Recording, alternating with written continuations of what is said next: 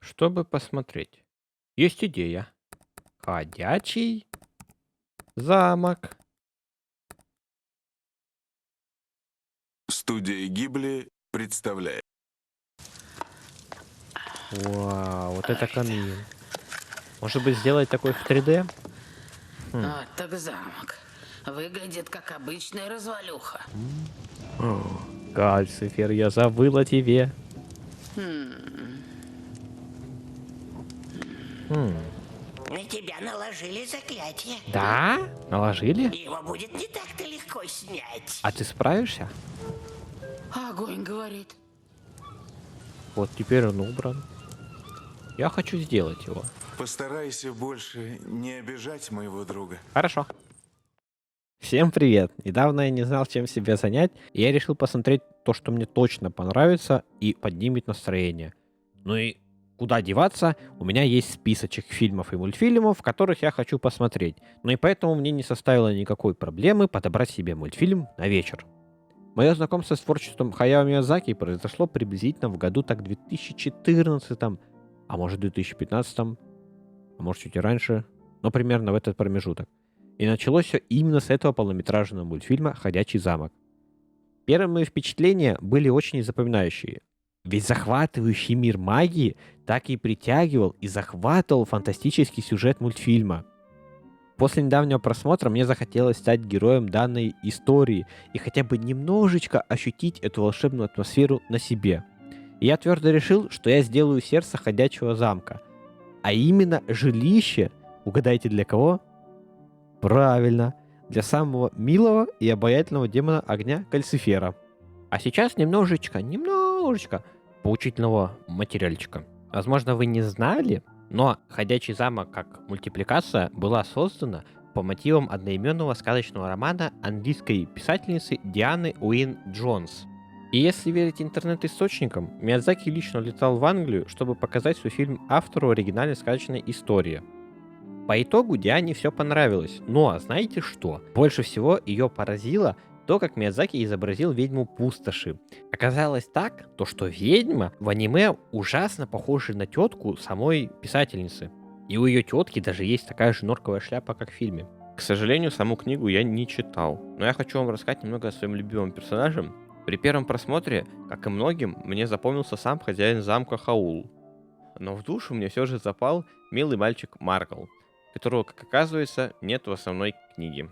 Да, вот так вот. Но Маркл мне симпатизирует своей простотой, своим душевным общением. Всегда готов прийти на помощь, но в общем, классный парень, реально. Из мультфильма мы узнаем, что Маркл сирота, который живет вместе с Хаулом в замке. Он обучается у волшебника магии, однако единственное заклинание, если это можно назвать заклинанием, которое нам продемонстрировали за весь мультфильм, это превращение в низкорослого старичка с бородой.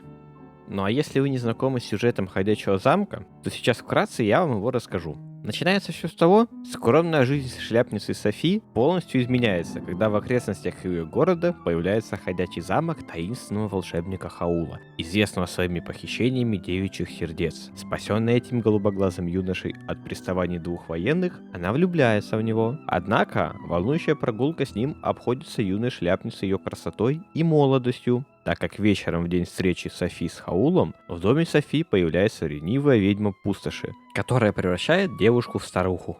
Это событие заставляет Софи покинуть родной дом и в отчаянии отправиться в дикую пустошь, которая славится дурной славой, чтобы снять с себя проклятие.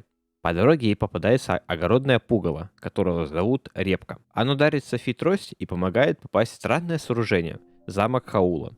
Бабушка Софи, так ее прозвали, не спрашивая разрешения хозяина, сама себя назначает уборщицей этого странного гигантского мобильного дома на стальных курьих ножках. Со временем она обретает в замке семью, хоть и немного странную.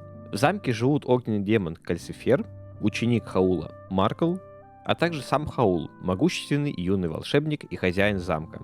Софи желает снять проклятие ведьмы пустоши, но даже сама ведьма, наложившая чары, не может этого сделать. Также выясняется, что заклятие лежит и на самом Хауле, и на Кальцифере, и на пугале Репки, и даже на самой ведьме пустоши. Чтобы разгадать тайны проклятий и снять их, героям приходится пройти через множество испытаний и приключений. А если вы все еще не посмотрели «Ходячий замок» и тоже тащитесь от фэнтези, как и я, то в принципе я вам его советую посмотреть. Возможно, вам станет интересно, почему же я все не сделал это в ZBrush. А я вам отвечу. ZBrush не особо подходит для изготовления прямоугольных форм. Их легче всего сделать в каком-нибудь Maya, Blender, Cinema 4D, потом закинуть, если надо, в ZBrush и уже доработать там. Именно по этой причине мне понадобилось немножечко времени, чтобы изучить хотя бы основы блендера. Но, кстати, первый раз, когда я зашел в Blender, я вообще не понимал, для кого придумано это управление. Оно было максимально неудобное, но, кстати, после нескольких часиков практики, в принципе, к управлению я привык и могу сказать то, что вроде бы оно относительно нормальное. После того, как я хотя бы немного изучил Blender, я приступил к изготовлению нашей сцены. Кстати, возможно, кому-то будет это интересно, но пончик я не делал. По мере необходимости я смотрел разные уроки и брал информацию оттуда. Ну а сейчас немного о трудностях, потому что, возможно, вы подумали, какие могут возникнуть трудности, а я вам скажу, какие. Вы когда-нибудь пытались перенести 2D в 3D? Возможно, некоторые моменты, которые смотрятся в 2D, они смотрятся хорошо, но при переносе в 3D они уже не так хорошо смотрятся. К примеру, кальцифер. Это первый набросок. Ну а потом был второй. Ну и они оба ничего такие страшные, да. Если кому-то интересно, то я пользовался программами ZBrush, Blender, Marvelous Designer и Marmoset Toolbag 4. К сожалению, некоторых этапов изготовления сцены нет, поскольку при записи с помощью NVIDIA, если на компьютере остается менее 258 мегабайт, то он не сообщит об этом, а будет гореть значок записи. И вся последующая запись после 258 мегабайт, она не сохраняется. Именно по этой причине некоторых моментов попросту нет. Также у Хаяо Миядзаки есть большое количество полнометражных аниме-фильмов. Один из них называется «Унесенный призраками». Возможно, кто-то из вас знает. И пока я делал вот этот камин, меня посетила мысль, а что если сделать подвальчик дедушки Камази в 3D?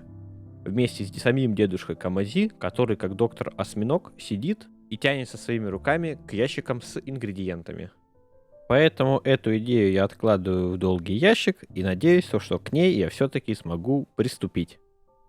Ну а после того, как мы сделали нашу сцену, мы можем ее текстурировать и рендерить, не забыв перед этим сделать UV-развертку. Но на этой ноте ролик заканчивается. Всем спасибо за просмотр.